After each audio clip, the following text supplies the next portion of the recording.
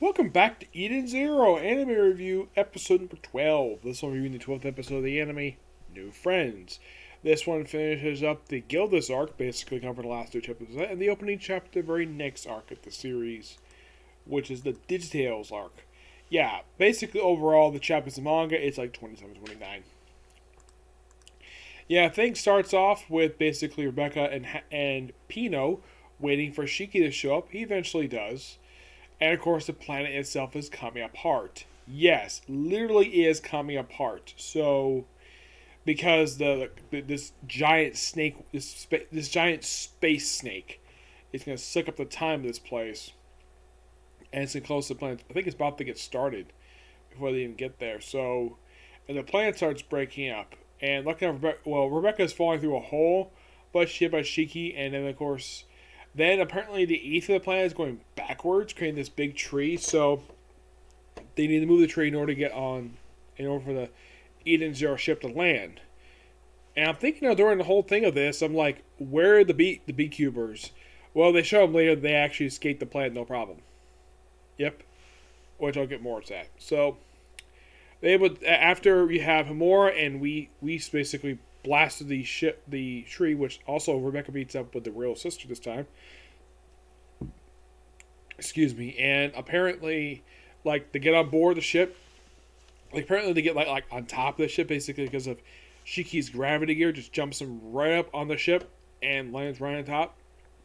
So my guess, oh yeah, they must have got bored pretty quickly. That or the fact the ship itself has got oxygen.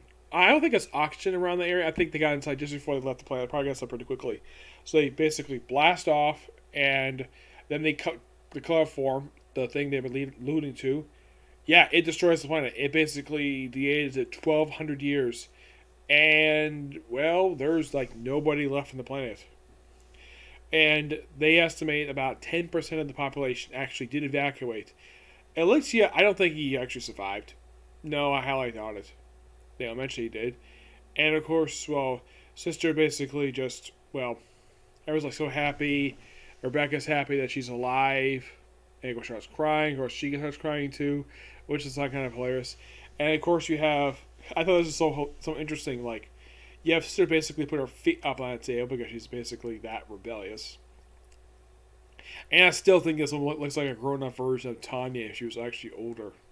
An old version of Tanya Dorgachev from Saga Tony Evil.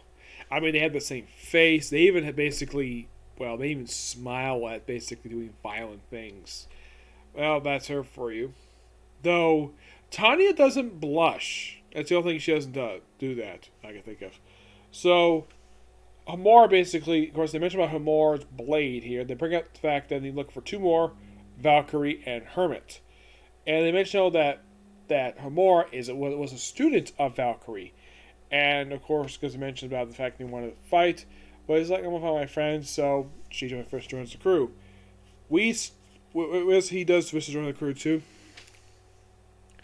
And so, yeah, they'll basically, she doesn't know where Valkyrie is, and she is searching for her.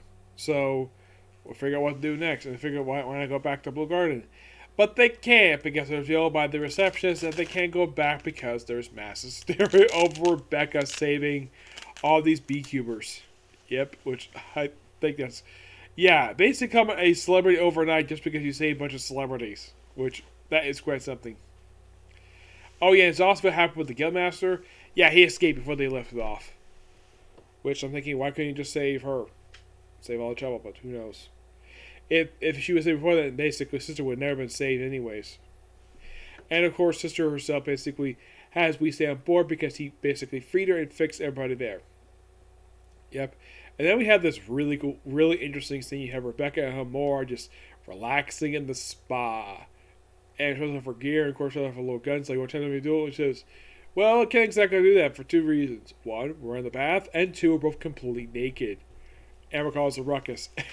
Yeah, true. That means the guys will come in and see two beautiful women, both completely naked, and they're fighting for like no reason. Later on, it's revealed that Hamor basically is alchemist because she went through the robot treatment for some reason. Don't know why. Because, oh yeah, it's part of my training. Okay, I thought that was kind of funny. So they figured out why not just stop by Iron Hill. I'm thinking Iron Hill, like a hill, like I'm thinking like what the heck is Iron Hill? Apparently, it's this giant iron monument in space, meant to basically the protectors of the sacred cosmos. And then they see somebody. The end of the episode was seeing somebody on top of this thing, and it's Hermit, one of the stars they're looking for. Yeah, I'm like, wow, that was quick. Since it took a bit of time to find her, it took us like toward the end of the previous one to finally find her. This was like, there she is, right there. Here's Hermit for you. Oh yeah, they also revealed that the big chubby guy apparently was Sister's like minion, that she basically was reprogrammed by the fake Sister. And of course, he unprogrammed him, and pretty much back being the cute caretaker, as she put it. And basically, we finally revealed like, oh yeah, don't push the button. And she, when she found him, she basically found a bunch of holes, and she's wondering like, okay, who, like, it's like gonna chop up. And of course, well, I think in the manga, we was about to reveal exactly he was the one who did it, but he got knocked out by Himura. Here it says just be quiet. Yep, I thought it was kind of funny. Yep. Yeah, and that's pretty much the episode itself. It's definitely a great episode, and I love the fact we're progressing more with this series. And overall, there's only like 13 episodes left to air for the series. Yep, 13. Well, probably for the season. And I still have this theory.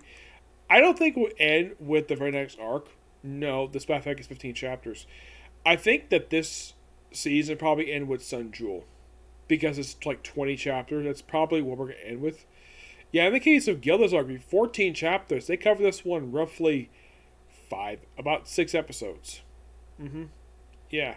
Do I think they'll probably cover about this one, next one? Possibly. Yeah, possibly will. Yep.